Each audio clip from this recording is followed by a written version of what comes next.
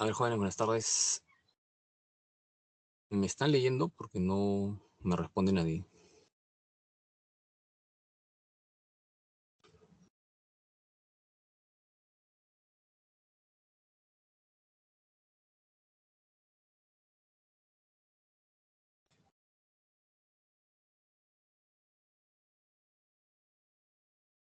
Pensé que no había nadie. Ok. Buenas tardes, jóvenes. ¿Se está visualizando la diapositiva?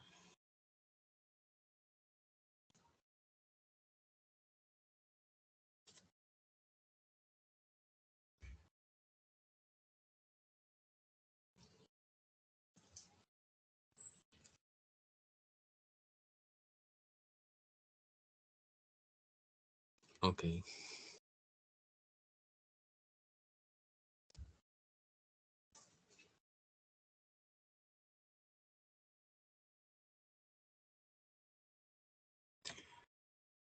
Bien, vamos a empezar entonces lo que corresponde a esta semana 15 ya, ¿no? Del centro del ciclo ordinario 2023-2, acá en el centro pre de San Marcos.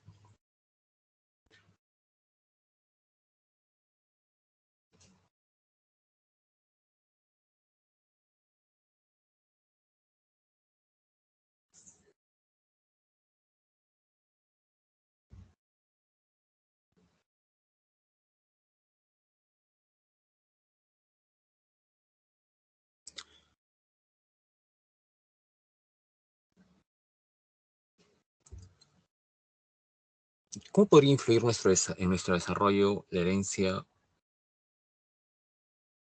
o la experiencia? ¿Qué consideras?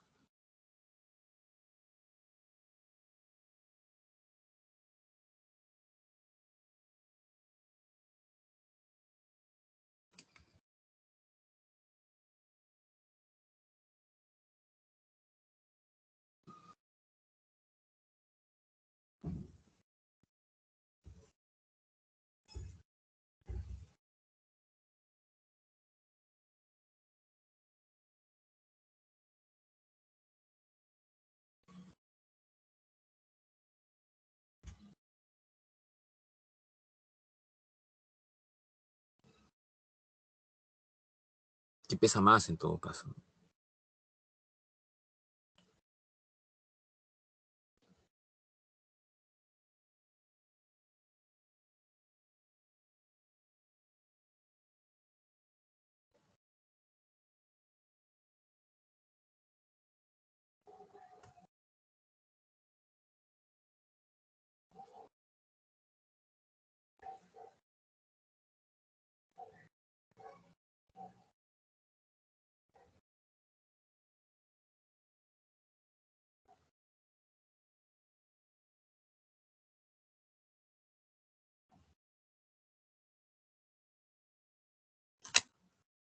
A ver, Gabriel dice de la herencia. Ya. ¿Cómo así crees, Gabriela, que puede influir la herencia en tu desarrollo?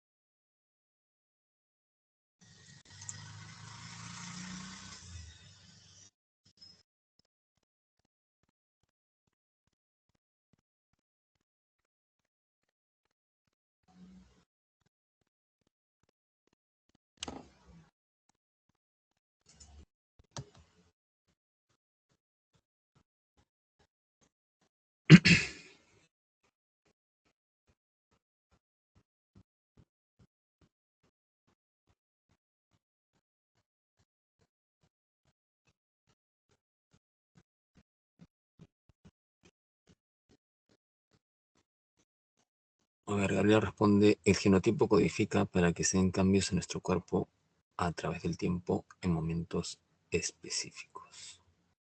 Ok.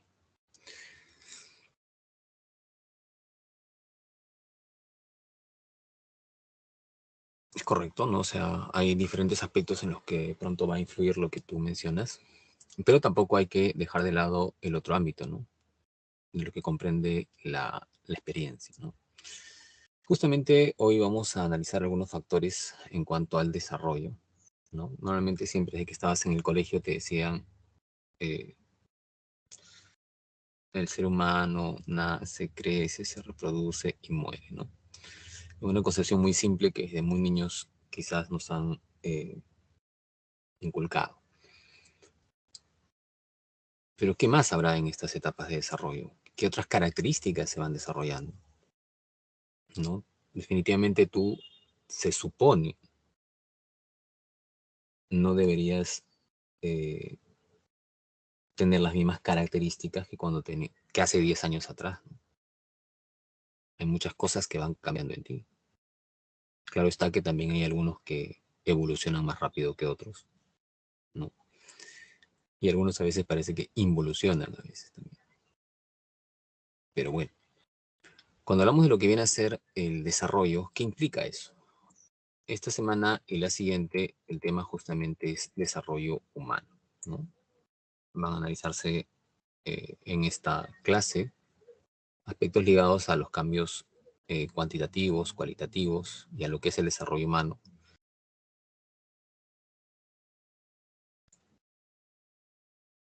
Pasaremos luego a explicar lo que es las dimensiones en el desarrollo, los factores que influyen en el desarrollo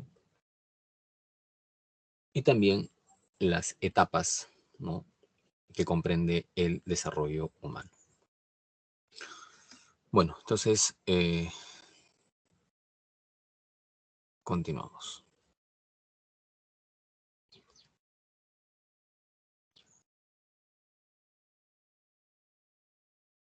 ¿Qué es el desarrollo humano? ¿Por qué se habla de cambios? ¿No? Siempre que obviamente alguien se desarrolla, no puede quedarse estático, ¿no? O sea,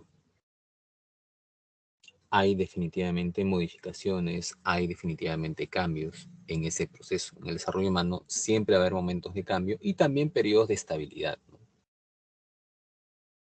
O sea, tampoco es que vamos a cada segundo, ¿no?, a cambiar características, no es así, ¿no? Pero obviamente en el lapso del tiempo se va a ir modificando algunas características, sea de carácter físico, ¿no?, o de otros aspectos.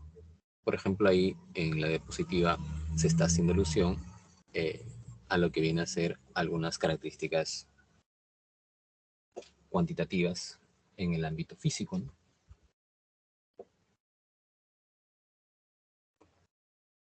Obviamente, pues un niño, el peso de un niño no es el mismo que el que tienes tú. Ha ido habiendo ahí algunas modificaciones. La talla de esa niña va a ir cambiando en el lapso de los años, ¿no? Hasta que ya adquiera cierta talla más o menos estable, ¿no? Y en la vejez también comenzará también a reducirse un poco. Entonces, cuando hablamos de los cambios en ese sentido, estos cambios, como por ejemplo el aumento de peso o de talla, ¿por qué serán llamados cuantitativos?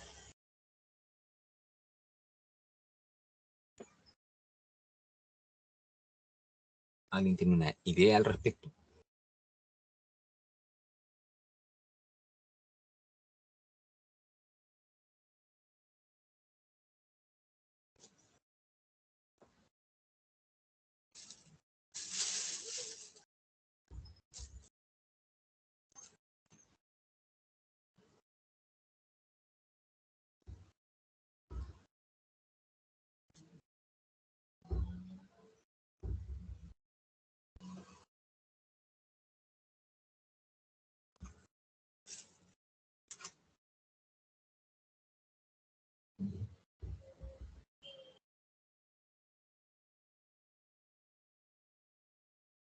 Claro, el criterio va siendo más o menos ese, ¿no? está vinculado a números, cantidades, se pueden contar, medir, diferenciar a través del tiempo.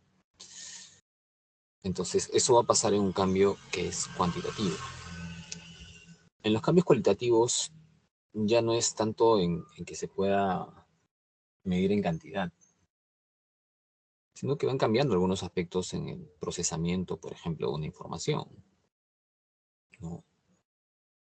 Eh, un niño que de pronto está armando, ¿no?, sus torres con esos materiales. Claro, es algo que se pretende estimular a esa edad, ¿no? Aunque también hay algunas, entre comillas, estrellas de televisión que todavía siguen haciendo eso, ¿no? Se supone que en el lapso de los años esto debe ir evolucionando. Entonces, ese pequeño de pronto puede luego captar otra información, ¿no? Ya no solamente estará armando torrecitas, ¿no? Sino también, por ejemplo, ahora está tratando de armar, desarmar otros objetos. Un niño, por ejemplo, de 8 o 9 años, ¿no?, ya podría estudiar ciertos aspectos de robótica, por ejemplo, si es que le interesa ese aspecto, ¿no? Y lo va estimulando de esa manera. Y ya más adelante, aspectos mucho más complejos, ligados posiblemente a una carrera. Entonces, esos cambios implican ya no necesariamente aspectos numéricos, ¿no?, sino cambios en cómo va mejorando, ¿no?, un proceso determinado. Entonces tenemos ese tipo de cambios en el desarrollo humano, ¿no?, cuantitativos y cualitativos. ¿Y por qué se decía estabilidad? Porque no, como te decía, no todos los cambios se van a dar cada segundo. O sea, produce un cambio, adquieres una característica y se va a mantener estable por cierto tiempo, hasta que ya después de algún tiempo se vuelve a modificar.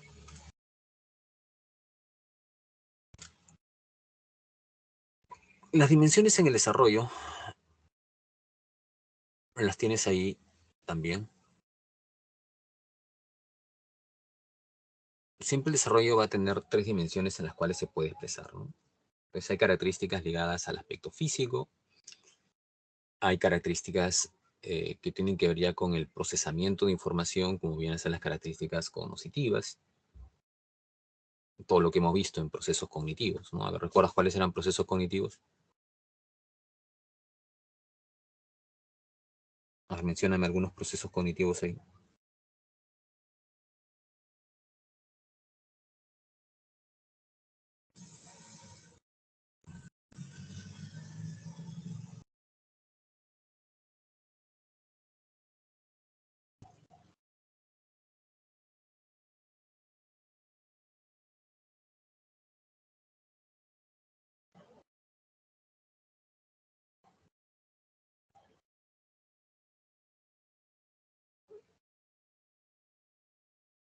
Claro, percepción, memoria, ¿qué más?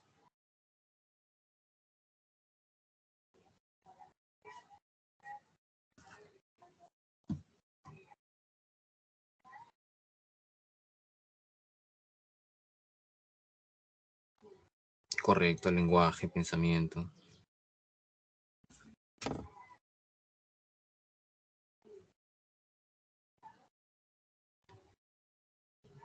Entonces, ¿cómo se va desarrollando el pensamiento? ¿Cómo se va desarrollando el lenguaje? ¿Cómo se va desarrollando la percepción, la memoria, ¿no? Todo eso implica un desarrollo cognitivo. No es lo mismo, pues, la memoria de un pequeño de 1 año a la memoria que se supone tú tienes, ¿no? Hay diferencias. Ahora, en este ámbito cognitivo, nos vamos a basar principalmente en la teoría de Jean Piaget, teoría que ya también se ha abordado en el tema de inteligencia, ¿no? Piaget hablaba acerca del desarrollo intelectual, que involucra una serie de procesos cognitivos. Entonces esta teoría ya de cierta manera se ha abordado, ¿no? Solamente se va a recordar algunos puntos en ese planteamiento. Y lo principal que tenías que recordar ahí es que había 4 periodos o etapas, ¿no?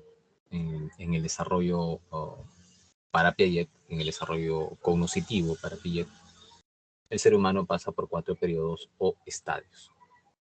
Sensorio motriz, las edades siempre son referenciales, recuerda eso, no es que apenas cumple 2 años ya pasas al otro estadio, no, no es así. Una referencia, ¿no? Más o menos. Comprende hasta los 2 primeros años, la primera etapa sensorio motriz, la segunda preoperacional aproximadamente hasta los 7 años, de allí hasta los 12 en promedio, eh, la etapa o estadio de operaciones concretas, y luego el periodo de operaciones formales, ¿no? Obviamente, si tú, la mayoría creo que acá tiene más de 15 años, debería, ¿no?, estar en lo que viene a ser operatorio formal. Pero también hay que recordar que lo que marca no es la edad, lo que marca son las características del periodo. Bueno, eso se va a tomar como referencia básicamente en el ámbito cognitivo, al menos hasta la etapa que va acorde con ello en el desarrollo humano, que viene a ser la etapa de adolescencia, ¿no?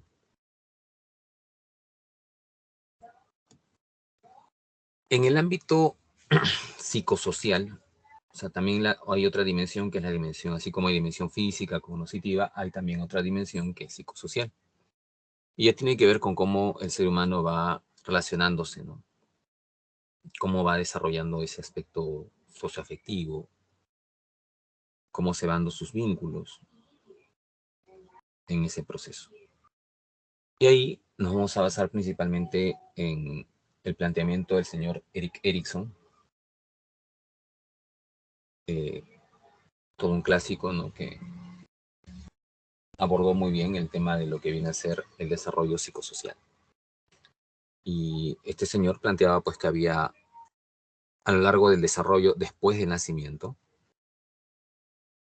hasta el fin de tus días, el ser humano pasaba por 8 crisis, 8 conflictos.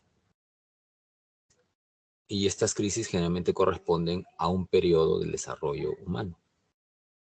Entonces, a la crisis de confianza versus desconfianza, autonomía versus vergüenza y duda, iniciativa versus culpa, laboriosidad versus inferioridad, identidad versus confusión de roles, intimidad versus aislamiento, generatividad versus estancamiento e integridad versus desesperación, ¿no? Son las crisis que enfrenta una persona de acuerdo al planteamiento del señor Erik Erikson en un desarrollo, digamos, promedio, ¿no?, de una persona que llegue pues hasta la senectud, ¿no? Porque obviamente también a veces puede un ser humano truncar su vida antes, ¿no?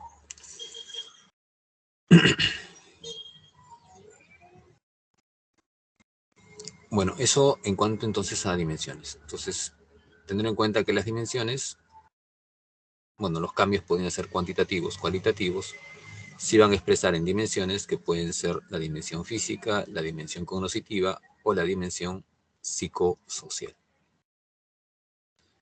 Y es un poco lo que vamos a ir analizando cuando veamos ya las etapas del desarrollo. Bueno, vamos a explicar un poco lo que vienen a ser los factores.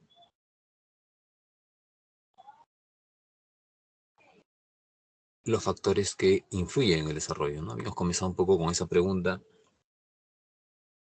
de qué depende tu desarrollo, ¿no? Y sin lugar a dudas, pues hay ciertas condiciones biológicas que no se pueden negar, que pueden influir en el desarrollo de un ser humano. Un aspecto, por ejemplo, son las condiciones de herencia, ¿no? Bien lo explicó tu compañera, ¿no?, respecto del genoma. Y hay ciertas características en que de pronto el ámbito de la herencia puede influir en una persona. O sea, hay ciertas condiciones, ¿no? En ese sentido, en que se transmiten características de una generación a sus descendientes.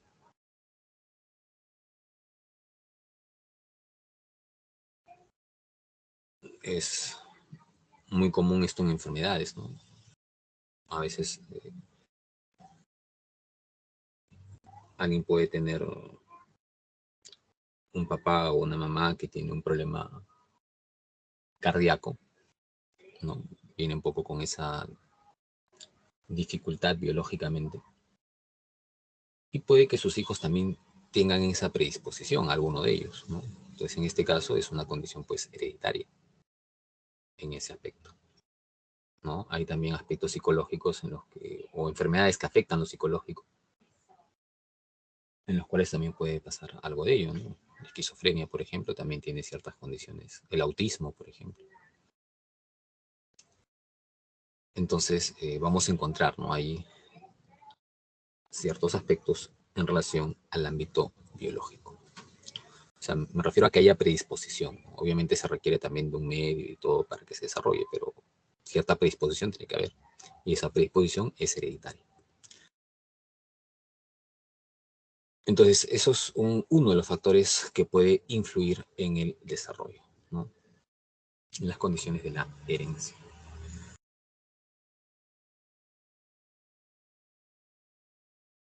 Otros aspectos ya tienen que ver con lo congénito, ¿no? Lo congénito eh, abarca lo que, todo aquello que puede influir durante el periodo de gestación. Entonces hay ciertas condiciones que a veces no se toman en cuenta, pero que pueden influir en ese proceso de gestación de la madre y alterar algunas estructuras que están en desarrollo en el futuro ser. Eh, Pasa hoy en día, o sea, a veces, bueno, siempre ha pasado, ¿no? Pero a veces da que pensar cuando hoy en día hay tanta información, pero ves tanta desorientación en muchos muchachos. O sea, ustedes tienen acceso a información que antes uno no podía tener acceso. Pero da que pensar cuando, por ejemplo, en un centro de salud encuentras chicas que llegan por consulta y se enteran que van a ser, que se enteran que están gestando cuando están de pronto pues al quinto mes, cuarto mes de gestación. Entonces da que pensar, ¿no? Un poco esta situación.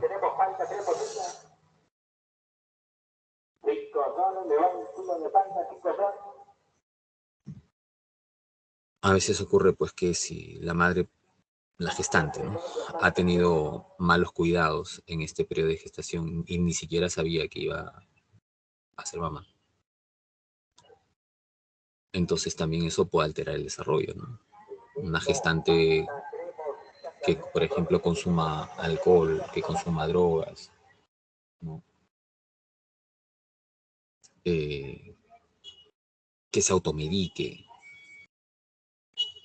no sabe el daño que le puede estar causando a ese pequeño que está en formación.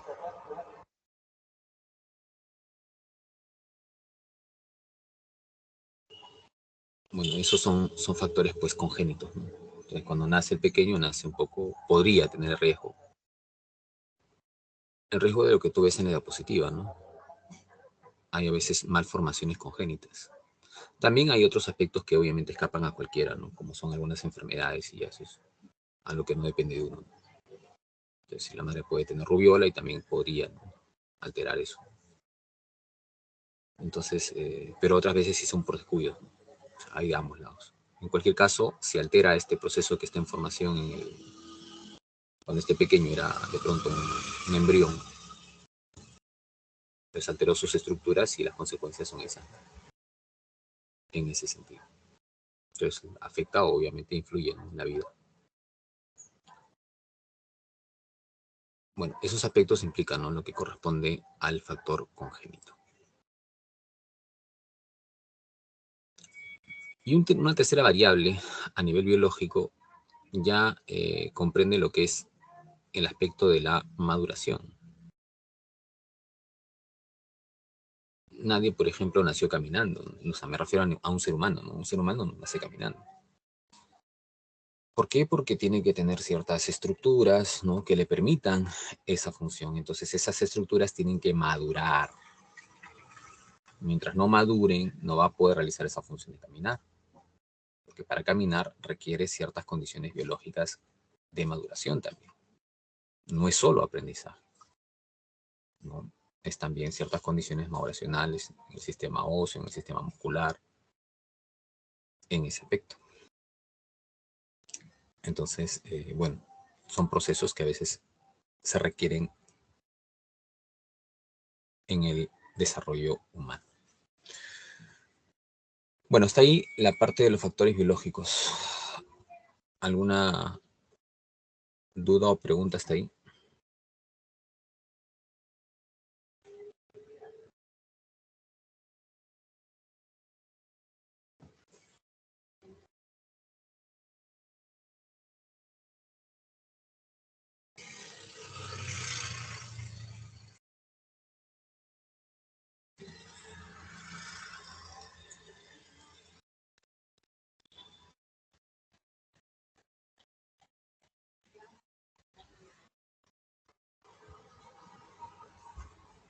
Bueno, si no hay duda, seguimos entonces.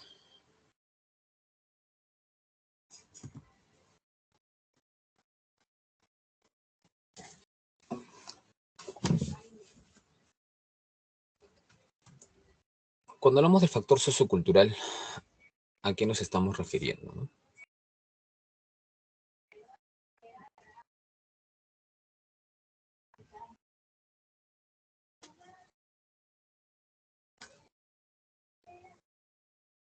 Evidentemente, pues que la sociedad marca una pauta también de comportamiento.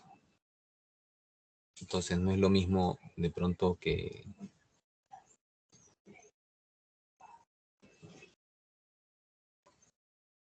alguien se haya criado en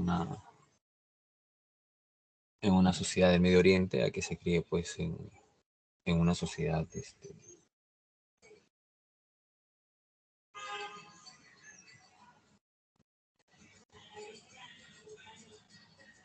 latinoamericana. Hay ciertas, o europea, ¿no? Hay ciertas diferencias culturales que también van a influir en el comportamiento.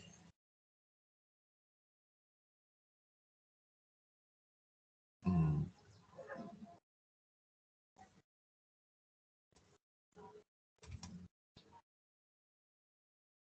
Tú puedes ver incluso acá en el mismo país, ¿no? A veces hay lugares donde las normas se cumplen un poco más y hay otros donde es raro más bien que se cumplan las normas. Tiene que ver también con la idiosincrasia, con la forma como la gente considera, ¿no? Entonces,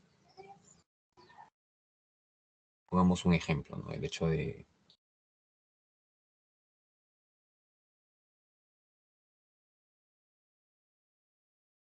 un grupo de sujetos que esté de pronto bebiendo en la vía pública, ¿no?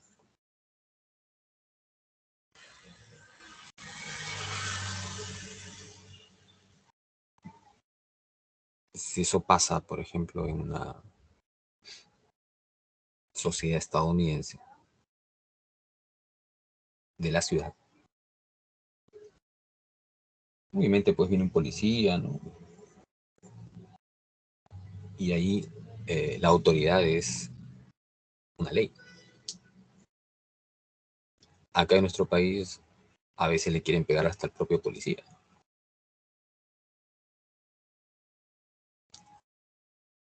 Y lo ven como normal, ¿no? Haz eso en una sociedad inglesa, por ejemplo, y te va a costar pena de cárcel. Entonces, hay ciertos aspectos, ¿no? De diferencias que lamentablemente, o sea, Se pueden ver, hay aspectos a favor y en contra, obviamente, ¿no? Lo que estoy sacando es un ejemplo un poco en contra de nuestra sociedad, porque a veces pues vivimos en la informalidad en la mayoría de lugares, ¿no? Y por eso tenemos también un alto índice de delincuencia hoy en día, ¿no? Porque la delincuencia obviamente se va a pegar más donde hay más informalidad. Y nosotros hace tiempo que somos un país informal. La mayoría, ¿no? Bueno, hay ciertas cuestiones ahí socioculturales que influyen.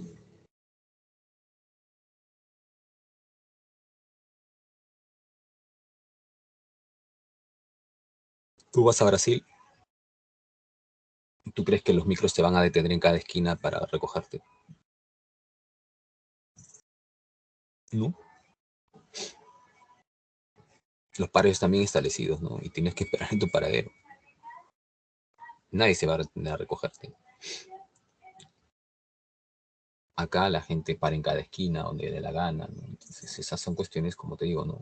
Que tienen que ver con cómo hemos aprendido a veces, no lo generalmente lo más adecuado, pero en la sociedad, el factor sociocultural.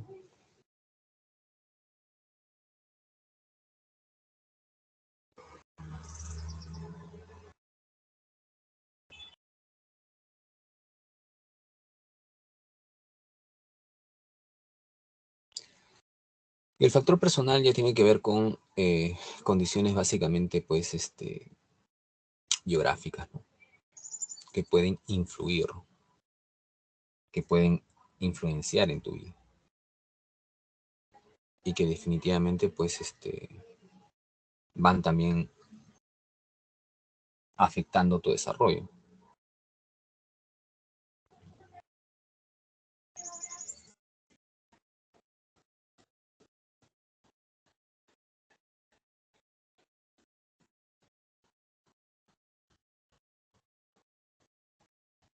Ayer, por ejemplo, atendía y veía un caso de una joven, 19 años, en que se entera que va a ser mamá, ¿no? Obviamente ella no esperaba a su hijo.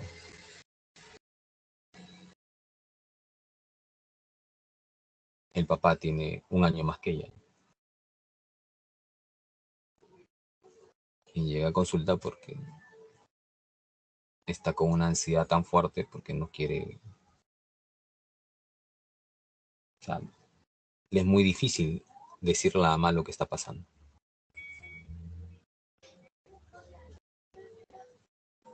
Entonces, bueno, esa experiencia no, eh, son experiencias que no le van a pasar a todos, ¿no? Pero obviamente pueden influir en el desarrollo. Así como puede influir lo que tienes ahí en la diapositiva, ¿no? Una ruptura sentimental o de una relación mucho más seria, ¿no? Cuando hablamos ya de una familia más cimentada y que de pronto pues termina en crisis y termina separándose, influye, ¿no? También la forma como se dio la separación puede también influir. Pérdida de un ser querido. Entonces son cuestiones personales, ¿no? Que de cierta manera van a marcar una pauta en el desarrollo y van a influir, ¿no? También en cómo la persona se desenvuelva, ¿no? En ese aspecto. Entonces son factores personales.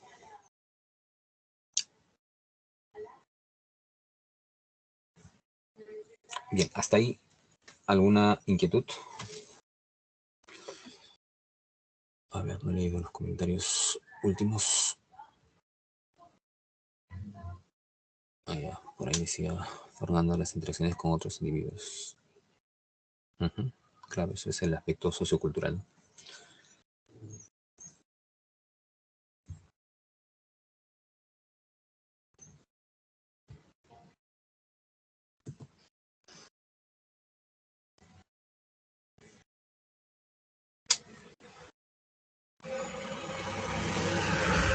Vamos a ver a continuación lo que corresponde a las etapas en el desarrollo humano. Estas etapas en el desarrollo humano implican ya lo que viene a ser todo el proceso, ¿no? Desde que se da la concepción hasta cuando alguien deja pues este mundo, ¿no? Durante todo ese proceso, un proceso natural de desarrollo, vamos a ir pasando por diferentes periodos o etapas, ¿no? La primera etapa en el desarrollo va a ser la etapa prenatal, o sea, antes del nacimiento. Luego nace alguien y su primera etapa después del nacimiento será la infancia, que más o menos comprende aproximadamente hasta los 3 años.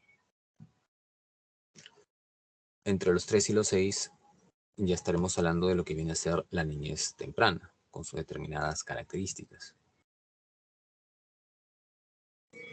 De 6 aproximadamente hasta los 11, 12 años, hablamos ahí de lo que viene a ser la niñez intermedia, ¿no?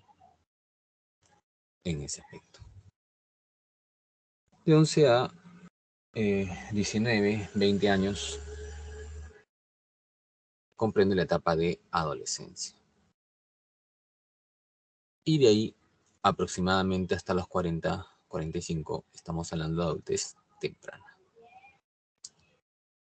De allí hasta los 60, 65, adultez intermedia. Y finalmente, pues, de allí en adelante ya estamos hablando de adultez tardía. Entonces, todo ese proceso, ¿no?, de desarrollo forma parte, pues, del ser humano en un proceso natural, ¿no? Comencemos con la primera etapa en el desarrollo.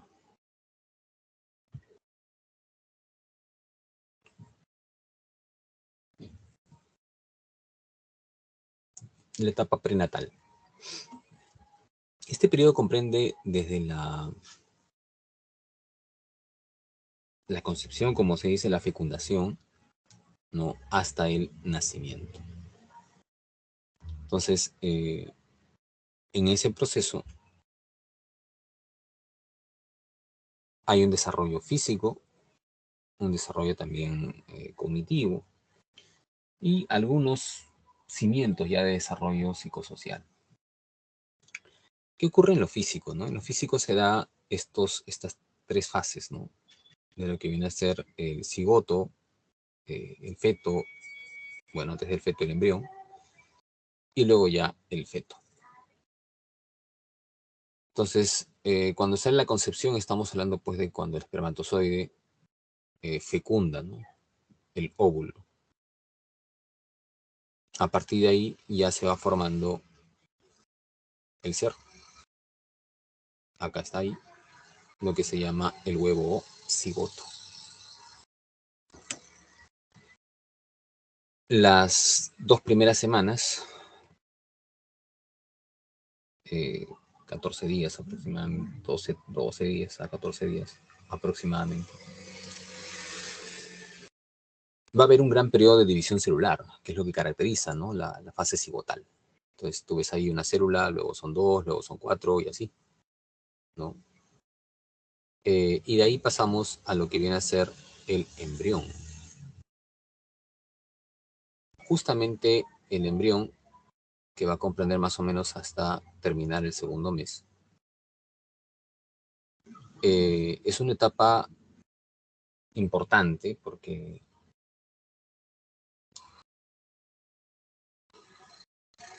ahí se van a producir la formación de órganos, o sea, la formación inicial de órganos.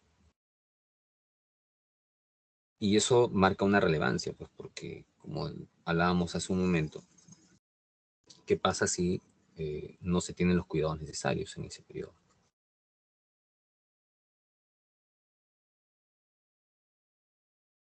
Al no tenerse los cuidados necesarios, va a ocurrir pues que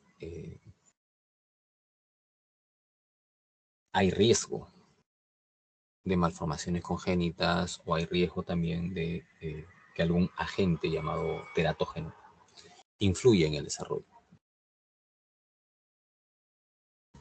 Entonces es un periodo crítico, ¿no? Este periodo embrionario. Del tercer mes en adelante ya estamos hablando de la etapa fetal, ¿no? Obviamente se van a seguir desarrollando órganos y cada vez, como verás ahí en la imagen, ¿no? Y hay una mayor formación hasta la semana en que de pronto pues nacerá el pequeño en ese aspecto. Bien. Bueno, es un poco lo que viene a ser el desarrollo físico, ¿no? Durante este periodo.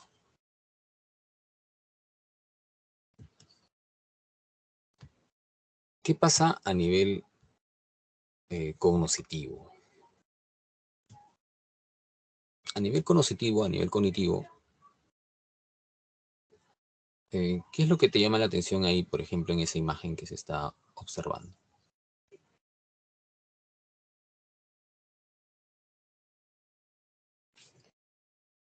La de acá me refiero.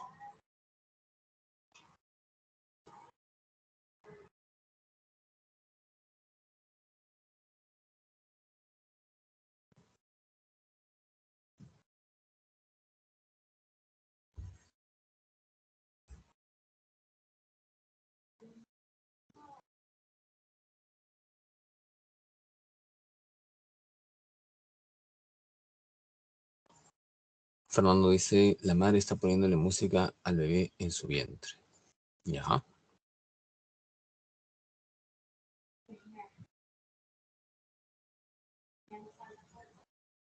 Hay programas de estimulación que justamente apuntan a ello, ¿no? ¿Por qué?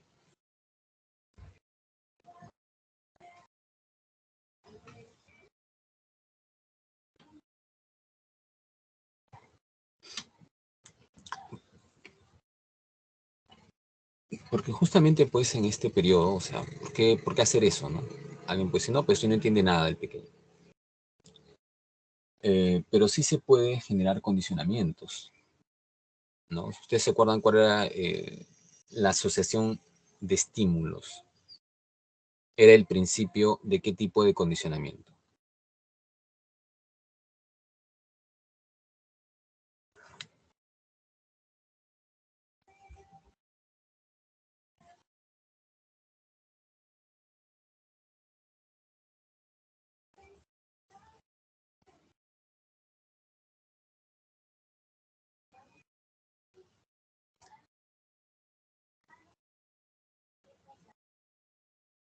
Asociación de estímulos.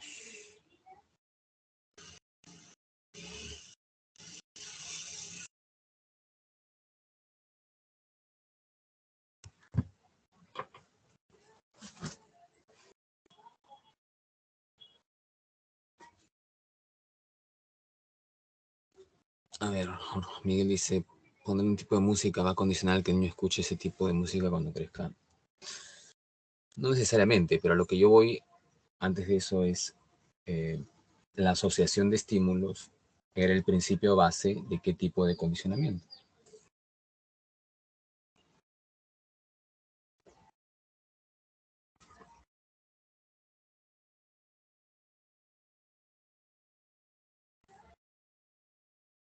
Se ha tocado el tema de condicionamiento con ustedes, ¿no?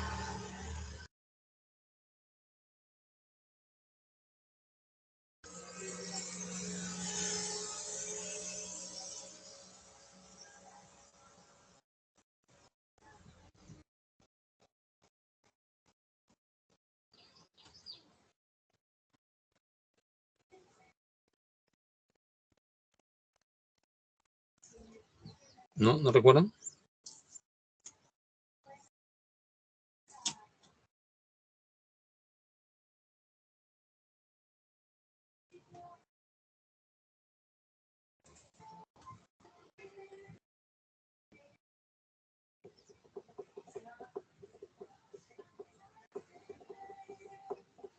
Asociación de estímulos.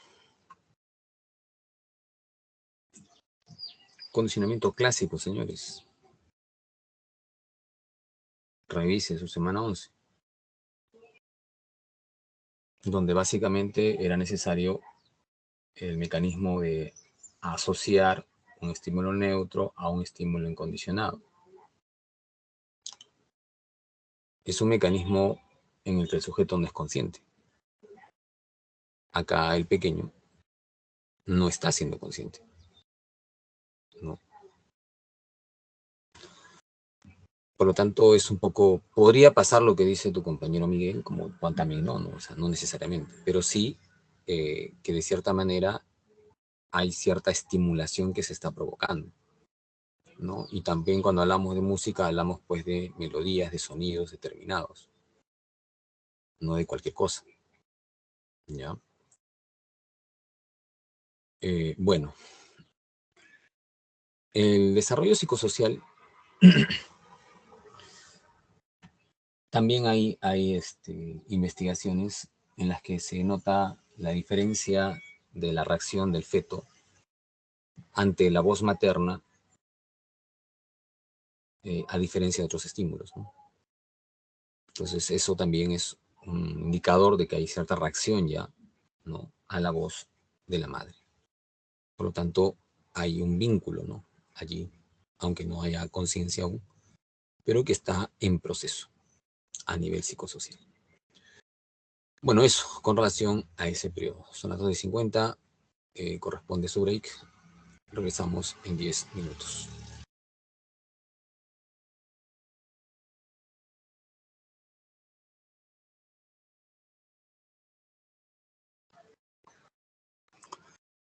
Bueno, seguimos.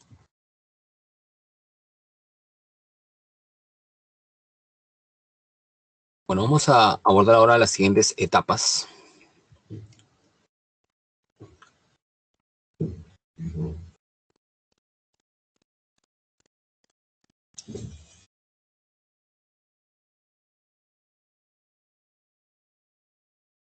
La etapa de infancia está comprendida, ¿no?, entre los 3 primeros años de vida aproximadamente. O sea, de vida no, 3 primeros años después del nacimiento, ¿no?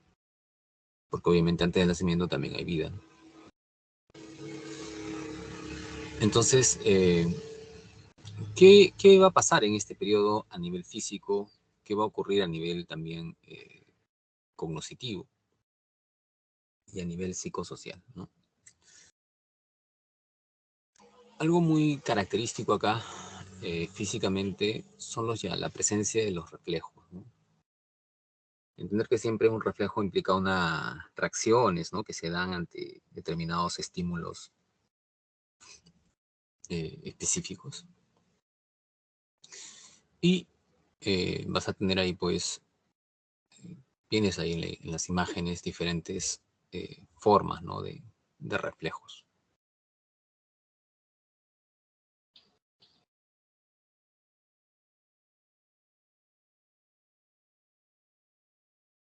Por ejemplo, ¿no?,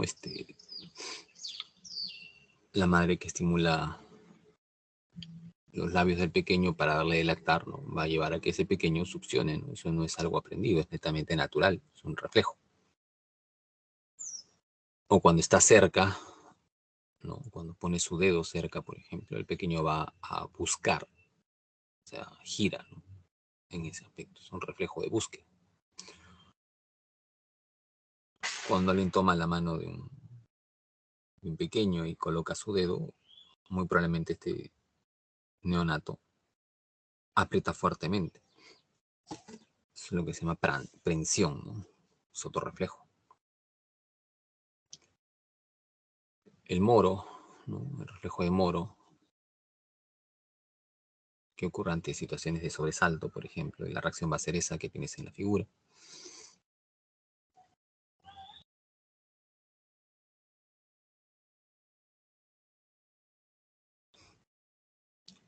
U otros como el tónico de cuello,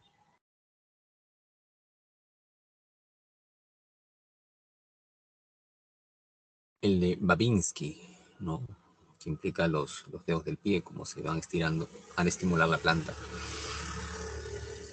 Y el de incubación de tronco también, ¿no? Sosteniéndolo ahí, obviamente, al pequeño, pero tiende a tener esa posición. Bueno, esto, como les digo, no es una situación aprendida. Nosotros nacemos con esos reflejos y esos reflejos van a ir gradualmente desvaneciéndose en el tiempo. Y van a ir cambiando, modificándose, ¿no? Ya luego vendrán algunos actos repetitivos que ya no son propiamente reflejos. Ahora, otro punto también acá es el hecho del desarrollo físico, donde se van a dar una serie de habilidades motoras gruesas, ¿no? ¿Qué significará habilidad motora gruesa? ¿Qué idea tienen ustedes al respecto? ¿Por qué creen que se llame así?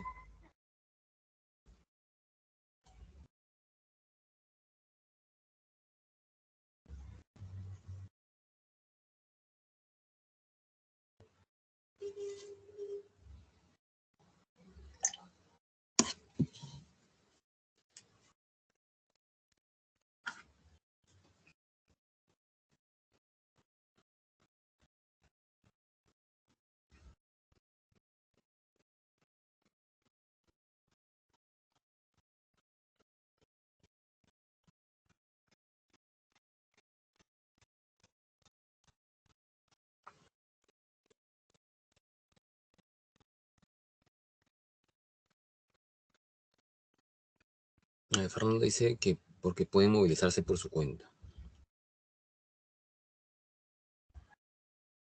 ¿Qué dicen los demás?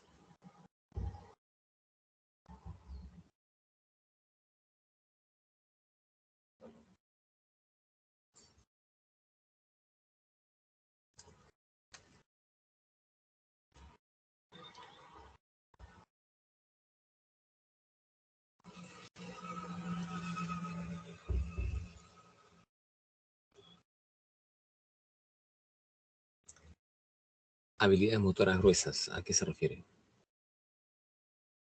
¿Qué idea tienen ustedes?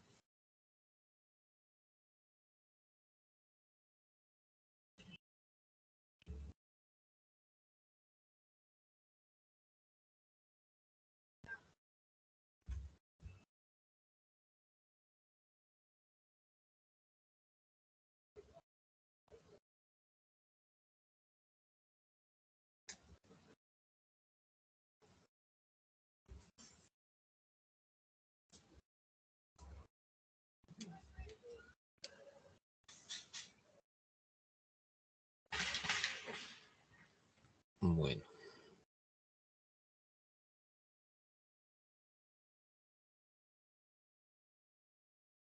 llegó el almuerzo, creo que ya no responden.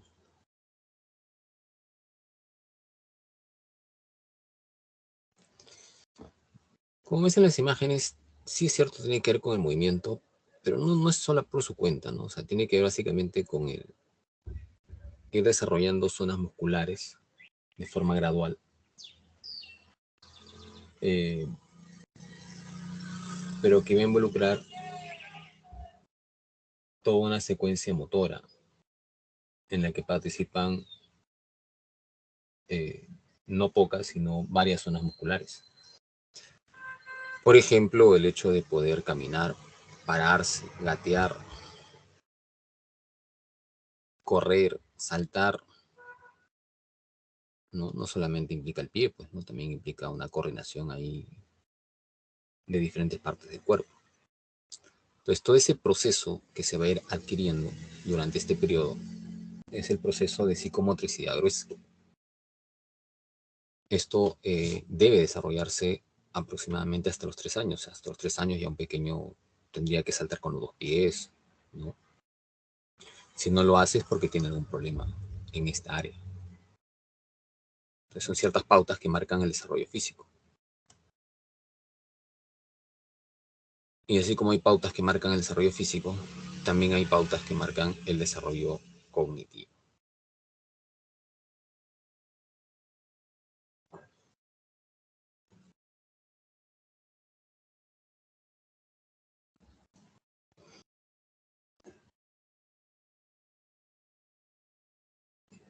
Bueno, que hay un error porque esto no es pensamiento.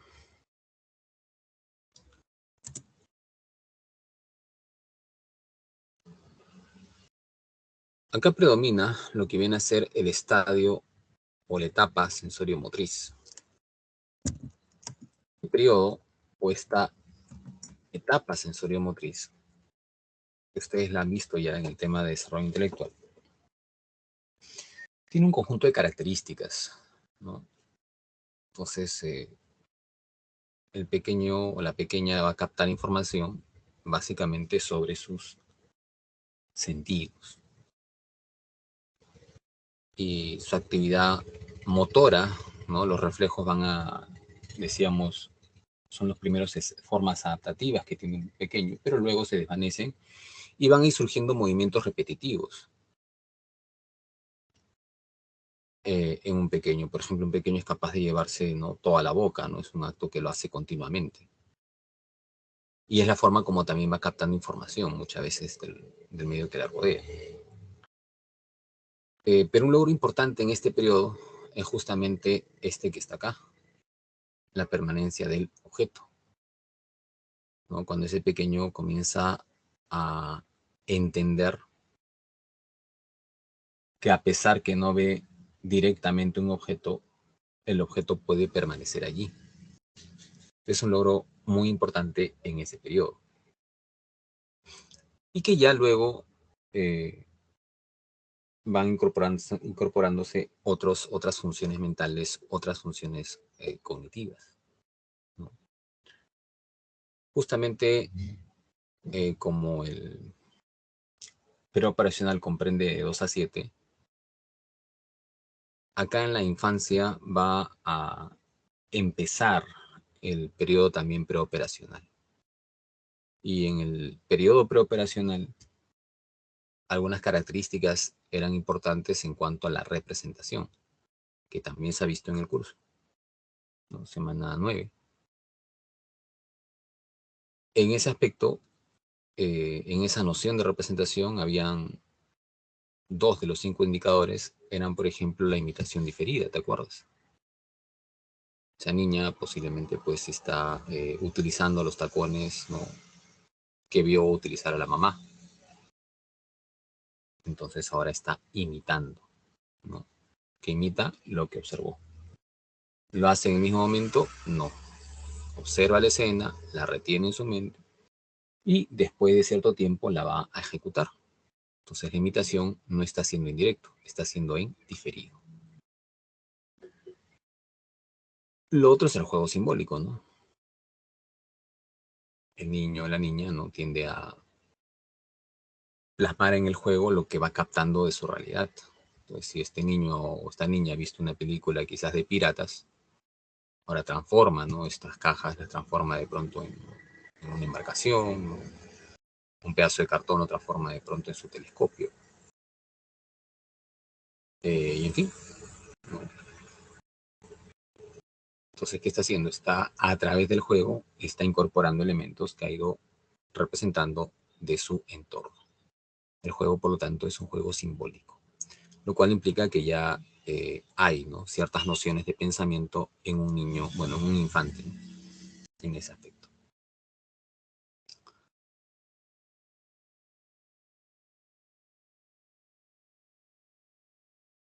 Y el otro punto ya tiene que ver con esto otro. El desarrollo psicosocial.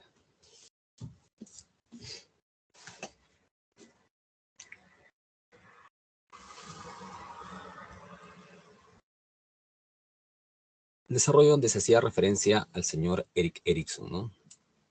Habíamos mencionado que Erikson planteaba 8 crisis por las cuales pasaba el ser humano. Las primeras crisis serán la crisis confianza versus desconfianza y la otra la crisis autonomía versus vergüenza. Entonces, al hablar de esta primera crisis de confianza versus desconfianza, es el primer conflicto que enfrenta el desarrollo humano. ¿Con qué tendrá que ver esto?, ¿no?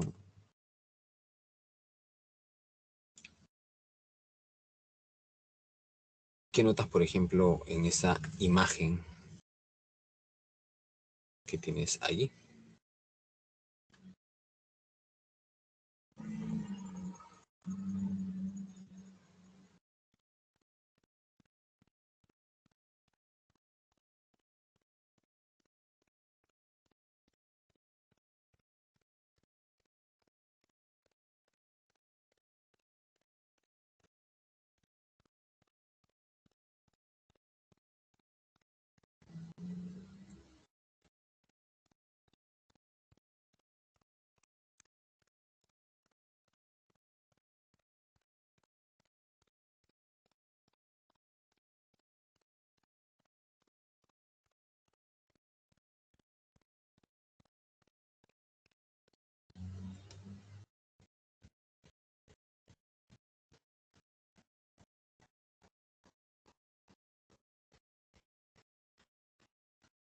Ya, Gabriela, por ejemplo, menciona que la niña tiene apego a su padre.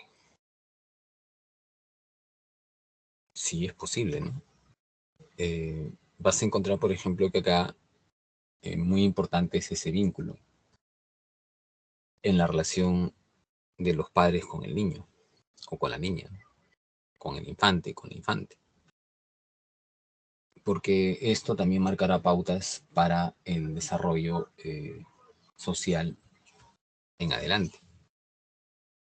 La crisis a resolver, el conflicto a resolver, es ese conflicto de confianza versus desconfianza. ¿Y de dónde parte esto? De las primeras concepciones que tiene un pequeño respecto al mundo que le rodea. Y estas primeras concepciones o influencias las tiene pues de su entorno más cercano, que es su familia. Por lo tanto, será muy importante ese vínculo con los padres. Entonces, puede ser que ese vínculo eh, haga, ¿no? Que esos pequeños, la pequeña, el pequeño tenga confianza hacia las figuras eh, paternas o maternas.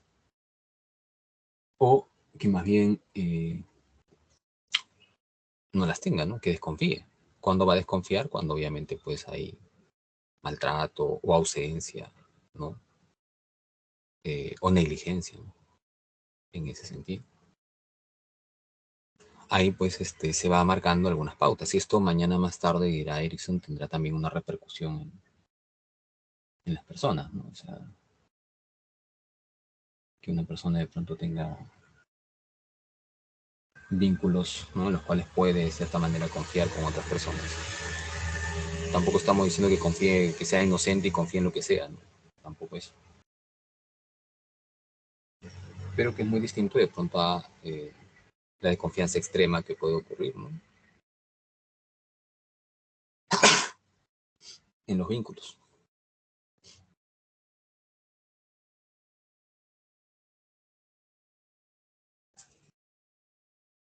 Entonces, esta primera crisis es un aspecto a resolver, ¿no?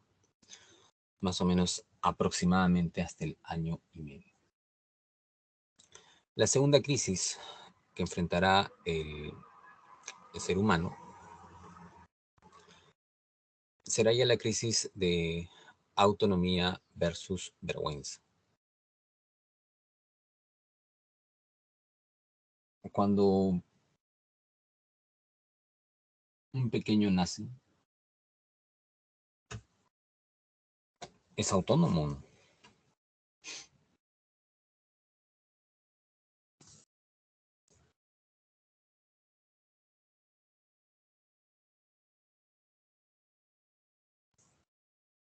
Obviamente que no, ¿no? Cuando un pequeño nace, es dependiente totalmente, ¿no? No puede hacer absolutamente en el ser humano, en el ser humano. En los otros animales es otra cosa. Pero en el ser humano es totalmente dependiente de la madre, ¿no? Generalmente. Entonces, pero cuando ya tiene un año y medio, ya ese pequeño se espera que pueda, es más, ya ha logrado algunas cosas y puede también involucrarse en aprender o hacer otras, ¿no? Ahí entra ya este conflicto de autonomía versus vergüenza. Se supone que al año y medio ya el pequeño pues camina, ¿no? Ya también debe aprender a controlar, ¿no? Los aspectos de las heces o la orina para poquito a poquito, ¿no? Poder ir de pronto al baño y todo eso. Eh, pero ¿qué pasa si esto demora, ¿no? Entonces va a haber también ahí ciertas características en relación a la vergüenza. La autonomía versus la vergüenza es este segundo conflicto psicosocial para Erik Erikson. Hay pequeños de 2, 3 añitos que ya van eligiendo qué ponerse, por ejemplo, ¿no? Y te dicen, ¿no? Y todavía hasta te discuten a veces, ¿no? Yo quiero ese, te dicen. Entonces eso tiene que ver muchas veces también con cómo se ha fomentado eso, ¿no? En ese periodo. Eh, Así como hay personas que pueden tener mucha edad y ser muy poco autónomas, ¿no? Siempre sus decisiones tienen que tomarlas otros por ellos. Pues hay alguna... Si analizamos la teoría, tendría que haber un conflicto no resuelto en ese periodo, ¿no? Que ha llevado a que la persona actúe de esa manera, ¿no? Quizás sería muy dependiente de sus vínculos, por ejemplo. Por ejemplo, hay chicos que necesitan al amiguito para estudiar. Si no está el amigo, no estudian, ¿no? Entonces eso es dependencia, pues. No hay tanta autonomía. Ahora hay que recordar que Erickson era un autor con tendencia de base psicodinámica, ¿no? Por lo tanto, para él mucho influía también esto en la repercusión de más adelante en tu vida. Y otra característica, finalmente, en este periodo, es también la llamada conciencia de sí mismo o conciencia del yo.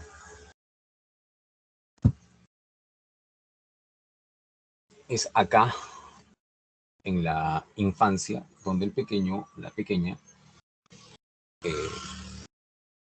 ya se reconoce, ya comienza a identificarse, comienza de pronto a tomar justamente conciencia de su existencia.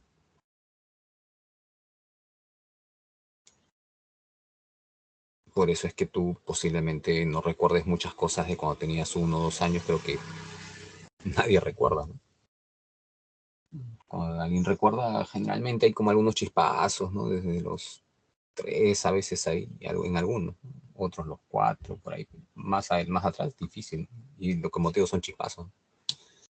Ya generalmente a los 6, 7 ya uno va recordando más cosas. O sea, uno recuerda más de esa etapa porque era más consciente. A esta edad todavía está despertando, ¿no? La conciencia alrededor al finalizar la infancia. Y eso va a ser importante porque también va a traer a colación el siguiente conflicto psicosocial correspondiente a la siguiente etapa. Bueno, hasta ahí entonces lo que corresponde a esto de la infancia en ese sentido. Siguiente etapa ya es la niñez temprana. ¿Alguna duda hasta ahí?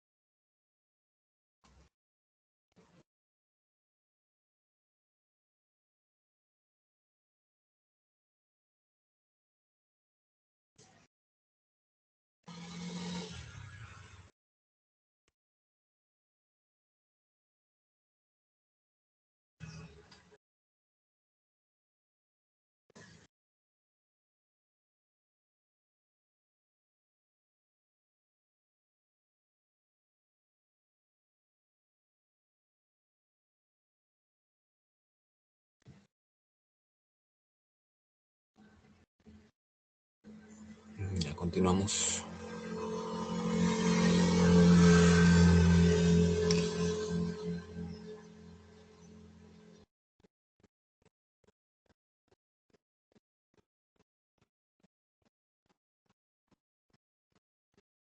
La niñez temprana abarca aproximadamente de 3 a 6 años.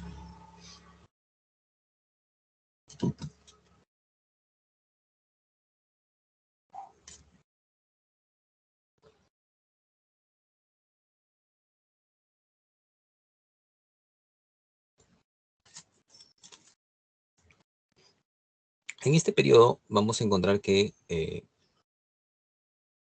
hay una tendencia ya que se hace evidente en cuanto a la lateralidad. ¿Qué notas en esa niña, en esa pizarrita? ¿Qué está haciendo?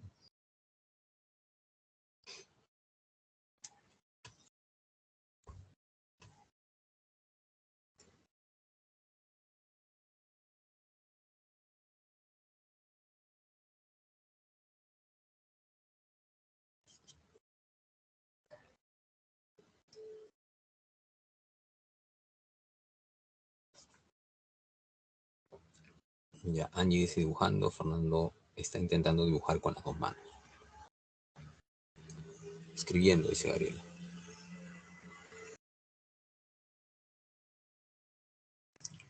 Claro, posiblemente esté intentando, ¿no? Pero va a haber siempre un predominio de algún campo determinado.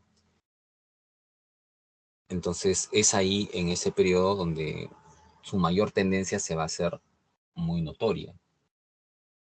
Entonces las personas se van diferenciando en lo que son diestros o zurdos. Solamente hay un caso, o sea, algunos casos, ¿no? Pero no son muchos, de personas que combinan ambos aspectos. En la mayoría hay más predominancia del ser diestros. Hay un porcentaje menor de zurdos y un porcentaje menor aún, ¿no?, de personas que combinan ambos campos laterales. Pero esto va siendo notorio, como les digo, en este periodo, ¿no? Y esto tiene que ver con aspectos netamente neurológicos. O sea, eso no es que se aprenda. Antiguamente se ha cometido un error tratando de forzar a alguien a que, a que aprenda a escribir con una mano distinta, o sea, que no sea la derecha, ¿no? Si de pronto el niño tenía cierta tendencia a ser zurdo, muchas veces los padres hasta le amarraban el brazo para que sea diestro, porque se creía pues que era malo ser zurdo, ¿no? Y eso obviamente la ciencia ha avanzado y ha demostrado que no es así. Simplemente es una cuestión de migración neuronal. Entonces, pero esto se va haciendo evidente, ¿no?, en los comportamientos del niño y la niña en ese lapso de tiempo. O sea, entre los 3 a los 6 años ya se va viendo si el niño va a ser zurdo o va a ser diestro. Y simplemente hay que dejarlo ser. El desarrollo de las habilidades motoras finas. Hace un momento hablábamos de las habilidades motoras gruesas, ¿no? Las habilidades motoras finas ya implica una coordinación más precisa, ¿no?, que generalmente está ligada a la coordinación ojo-mano. Entonces es en este periodo donde, si tú recuerdas, eh, posiblemente hubieras estado, imagino, ¿no?, que estuviste en el nido o en tu jardín, ¿no?, eh, inicial, en fin. Y normalmente van estimulando esto, ¿no?, de las habilidades motoras finas, ¿no? Cuando te hacían eh, enrollar papelitos en bolitas, ¿no? Papel crepé, para pegarlos en figuritas, ¿no? Entonces lo que se está estimulando es ahí sí, como te decía, fino, una coordinación más precisa en ese aspecto. Eso es algo que tiende a estimularse en este periodo. Entonces el periodo para estimularlo es este. Si no se estimula en ese periodo, luego es más complicado, ¿no? Entonces hay personas adultas que a veces no han sido bien estimuladas y a veces son medio torpes, ¿no?, en esa coordinación ojo-mano, en ese aspecto. Bueno, eso tiene que ver entonces con desarrollo de habilidades motoras finas. Eso en el plano físico principalmente, ¿no? ¿Qué ocurre en el plano psicosocial? Antes de lo psicosocial, vamos con lo cognitivo. Nuevamente Piaget, y acá nuevamente eh, se mantiene acá las características del estadio preoperacional, porque es el estadio que va a abarcar acá, en esta etapa de la niñez temprana. Pero también ya se ven otras características más, ¿no?, de este periodo. Por ejemplo, ¿qué estará haciendo esta niña con su muñeca?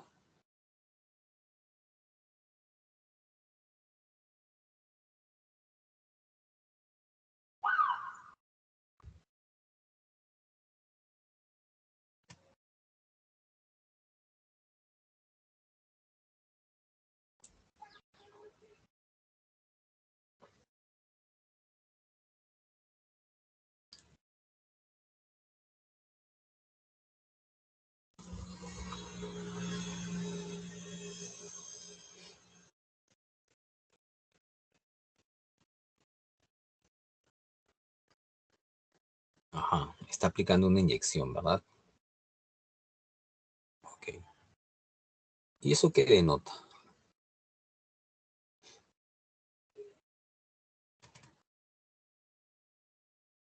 Hay tres aspectos, ¿no? O sea, ¿Tiene que ver con el juego? Sí, tiene que ver con el juego simbólico. ¿Está imitando? También, posiblemente a ella le han puesto una inyección y también ella le está poniendo la inyección a su muñeco. Pero además le está atribuyendo vida a ese muñeco, porque obviamente un muñeco no necesita inyecciones, ¿no? Entonces, pero la niña de pronto le da vida a ese muñeco, le da vida a un objeto que no tiene. A eso se llama animismo, ¿no?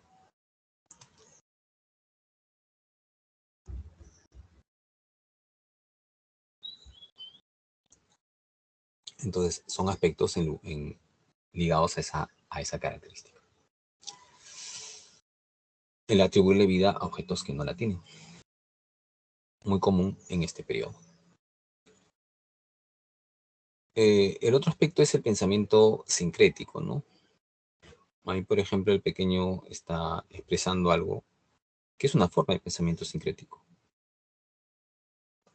Cuando le dice, corta la pizza en muchas porciones, mami, porque tengo mucha hambre.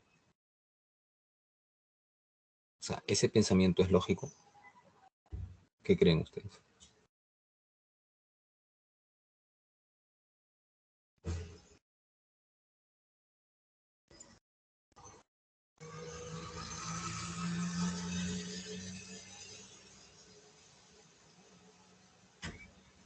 Porque corte más porciones, va a llenarse más, va a comer más. No, ¿verdad? Obviamente que no. Pero a veces el pequeño tiene esa forma, ¿no? En sus razonamientos. Entonces es una forma de pensar sincrética, se dice.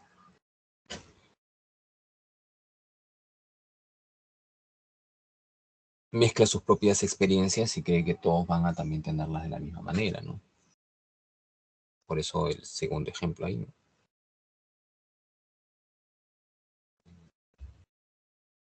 La abuela le dice, cuéntame tu sueño divertido de anoche. Y el niño le responde, ¿no te acuerdas? Tú estabas en el sueño conmigo. O sea, como él en el sueño vio a su abuela, también cree que la abuela lo ha visto a él. Esa es una forma también de pensamiento egocéntrico, ¿no? Así como él capta las cosas, cree que todos lo captan de la misma forma. Bueno, son características de lo que viene a ser el desarrollo cognitivo de ese periodo.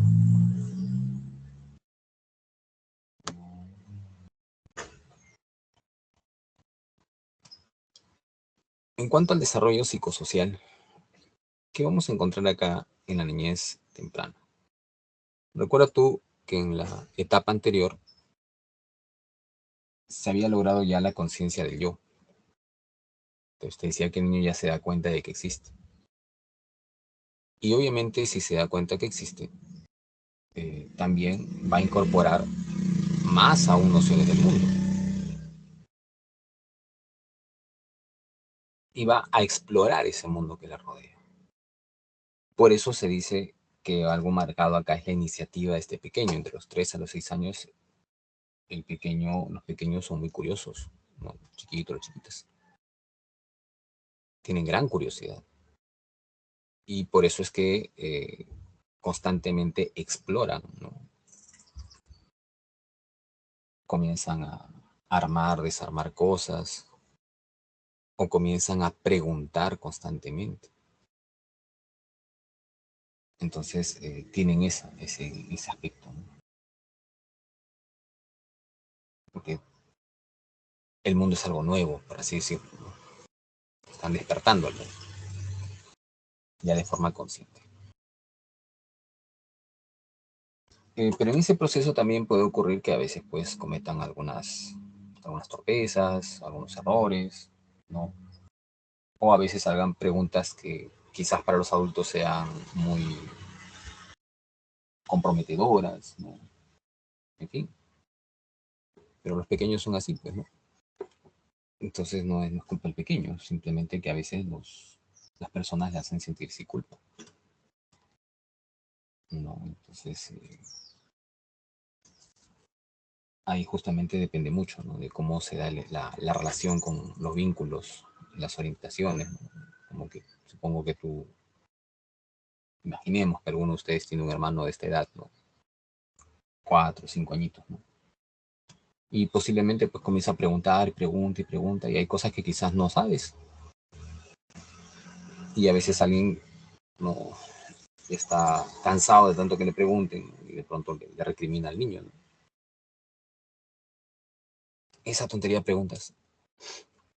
Entonces posiblemente pues ese pequeño comienza a experimentar, ¿no?, ciertos niveles de culpa. El conflicto a superar es ese, iniciativa versus culpa. Y otra característica que también va a presentarse en este periodo es la identidad de género. O sea, más que identidad, o sea, la identidad se va construyendo, ¿no? El niño lo que comienza es a percibir la diferencia de, tanto la diferencia de sexos como también la diferencia de géneros. Comienza a percibir ello. El niño se da cuenta que él, siendo hombrecito, tiene algo que la niña no tiene. Entonces, y como es curioso, también comienza a preguntar al respecto, ¿no? Pero también va identificando, se va diciendo, yo soy niño en ese aspecto. Y en función a eso también va posiblemente a aceptar ciertos roles de género que le da la sociedad de edad. Entonces va construyendo ahí su identidad, ¿no?, que ya se va a ir definiendo y terminando de definir en la adolescencia. Pero está, ¿no?, en ese proceso en el que ya inicia la construcción de su identidad. Va buscando modelos con los cuales identificarse. Generalmente el mayor modelo que tiene un pequeño es, en el caso del varoncito, el papá; en el caso de la mujercita, la mamá, ¿no? Entonces comienza muchas veces también a imitar, ¿no?, algunas características en ese sentido. A veces tú ves pequeños, ¿no?, de 5 o 6 años y que salen con el papá y tienen un parecido hasta en la vestimenta, ¿no? Igual, ¿no?, la hija con la mamá en ese aspecto. Bueno, se va dando eso, ¿no? Identidad se va construyendo en ese periodo. Y finalmente, el último periodo del desarrollo implica la niñez, bueno, el desarrollo que vamos a ver el día de hoy, ¿no? La semana siguiente ya se verán las otras etapas. Eh, el último periodo es este de la niñez intermedia. Y acá también hay características físicas, psicosociales y cognitivas. ¿Qué pasar a nivel físico? A diferencia de otras etapas, acá el crecimiento se lentifica. O sea, no estamos diciendo que un niño no crezca, obviamente que crece, pero no, el crecimiento no sea, digamos, no es tan notorio como en otras etapas, ¿no?, como la etapa anterior o la que viene, ¿no?, en la adolescencia, donde sí se nota claramente eh, crecimientos constantes. Pero pero lento, pero hay, ¿no? Y bueno, también hay algunas habilidades que ya, si es que ha sido bien estimulado el niño a nivel de sus habilidades motoras finas y de sus habilidades motoras gruesas, entonces obviamente en este periodo va a estar en mejor condición para desarrollar, ¿no?, habilidades psicomotoras. En ese aspecto coordina mejor, ¿no?, resiste mejor en ese sentido. Bueno, eso entonces cuando hablamos de desarrollo físico en ese periodo.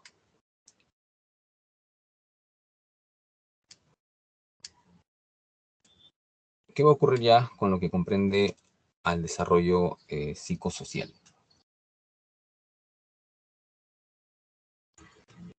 Bueno, antes de eso, para no perder la secuencia, el desarrollo cognitivo de Piaget, en Piaget llegaríamos en esta etapa de la niñez intermedia, es correspondiente al periodo piagetano de el estadio de las operaciones concretas. Periodo operacional concreto, que abarca de los 6 a los 11 años aproximadamente. Acá está marcado por el predominio de la lógica en el pensamiento. En el periodo anterior no había eso, ahora sí. surgen las nociones lógicas en el pensamiento. Por eso es que se habla de operaciones lógicas. ¿Y cuáles son esas operaciones? Por ejemplo, el manejo de clases, por ejemplo, los criterios de orden, seriación, el pensamiento que mentalmente retorna a su punto inicial, pensamiento reversible, o lo que viene a ser la característica de conservación.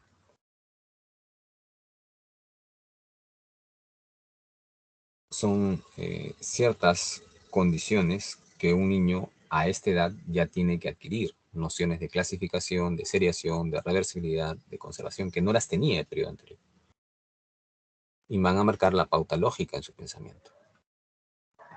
Entonces, por ejemplo, ¿no? Cuando se habla de conservación de volumen, tienes acá dos vasos idénticos, misma cantidad de líquido, y uno de ellos, delante del niño, lo colocas en un vaso con otra forma, ¿no? Quizás más delgado, pero más alto. Y todo el líquido lo viertes ahí. Cuando el niño todavía no conserva, no te va a decir que son iguales. Cuando el niño conserva es cuando te dice son iguales. Solamente ha cambiado su forma. Entonces ya es una noción que ha adquirido.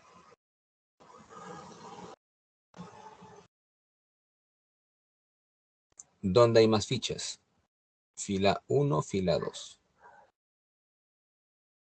El que está en la infancia probablemente te diga en la 2. El que está acá te va a decir son iguales. Entonces ya no se deja llevar solo por la apariencia, ¿no? Ya hay un criterio más lógico, como te digo. Pero ojo, siempre el pequeño para operar necesita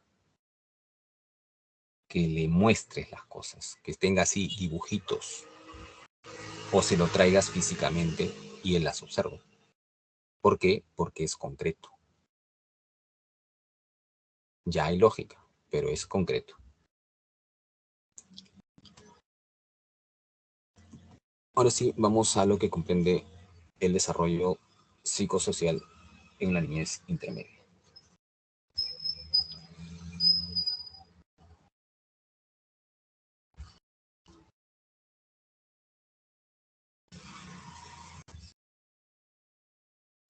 El conflicto está marcado acá por este término de laboriosidad versus inferioridad. Un niño en este periodo quiere mostrar sus competencias. Entonces, en ese proceso de mostrar sus competencias,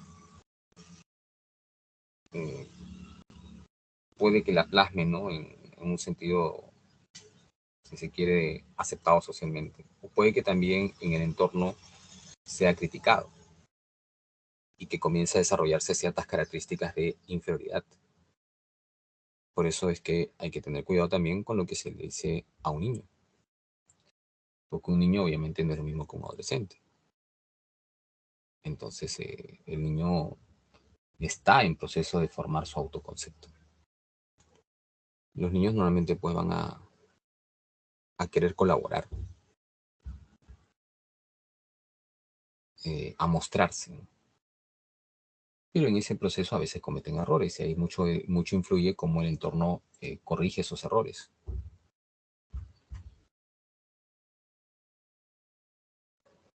Entonces ahí comienzan también a verse algunas características, ¿no? A veces en los colegios puede ocurrir que lo fastidien a un niño y los profesores no, más bien se unen, ¿no? Al fastidiar al niño. Voy repitiendo, me refiero a adolescente, que es otra cosa, me refiero a niños de 6, 7 años, 8 añitos. Obviamente ese niño se va a sentir muy mal, ¿no? Y ya va desarrollando ciertos rasgos de inferioridad en ese aspecto. Y la otra característica que también es resaltante acá es esto del juego, ¿no? Se supone que tú en este periodo estabas en el colegio, posiblemente primaria, y ya hay normas que tienes que aceptar. Y esto en el juego también se plasma. O sea, el juego está basado en reglas. Si tú recuerdas cualquier actividad lúdica que hayas tenido en esta época, recordarás cualquier actividad generalmente ha estado enmarcada dentro de ciertas normas que uno de pronto al jugar se supone que respeta, ¿no? Por ejemplo, el ajedrez tiene sus normas, ¿no? El peón no puede comer como le dé la gana, ¿no? La reina no puede desplazarse como le dé la gana, por más que tenga muchos movimientos, ¿no? El rey menos. Entonces hay un juego que es reglado, ¿no? Y que ya un niño está en la capacidad de poder entender. Eso no lo va a entender pues alguien que está en el periodo anterior. Va a ser muy difícil, salvo que esté bien estimulado, ¿no? Va a ser muy difícil, porque todavía no se aceptan normas. Entonces el juego acá ya está basado en normas, reglas, ¿no? Igual en otra actividad lúdica, ¿no? Ya sé de pronto un juego de mesa, ¿no? Pero también hay juegos, por ejemplo, físicos, ¿no? Tipo las escondidas, el fútbol, el vóley, ¿no? O sea, hay reglas, ¿no? Cada posición tiene determinadas características. En el vóley no puedes sacar como quieras, ¿no? O sea, hay ciertas pautas que se van enmarcando. Y ya un niño en este periodo está en mayor capacidad de poder respetar eso. Bueno, eso es lo que se refiere al juego reglado. Hasta ahí eh, la clase de hoy. Vamos a ver algunas preguntas antes de cerrar.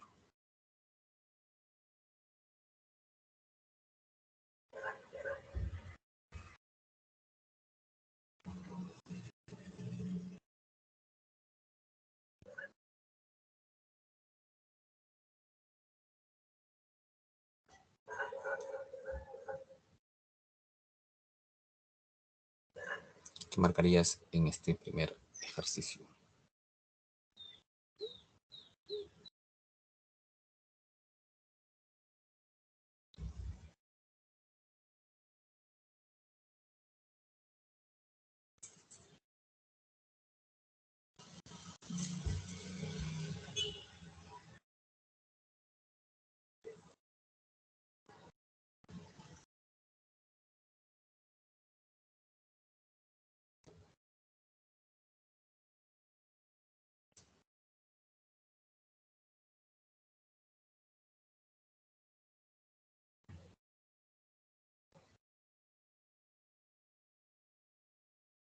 Seguro que es un niño con hipotonía, que le dificulta, entre otras cosas, poder participar de manera eficiente en los juegos propios de su edad, como lo hacen el resto de sus amigos. Para manejar esta situación, sus padres han contratado a un terapista, que con ejercicios lo apoyen en la superación de esta dificultad.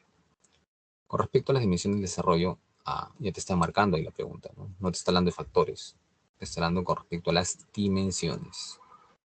Y las dimensiones serán física, psicosocial y cognitiva, ¿no? Con respecto a las dimensiones, en este caso se hace referencia a aquella que se denomina, estás hablando acá del desarrollo físico principalmente, ¿no? Si te dijera factores, ahí sí podría ser maduracional posiblemente. Pero acá es básicamente físico, ¿no? Desarrollo físico como dimensión. Bueno, tienes ahí las claves correspondientes a la semana. Y ahí nos estaríamos quedando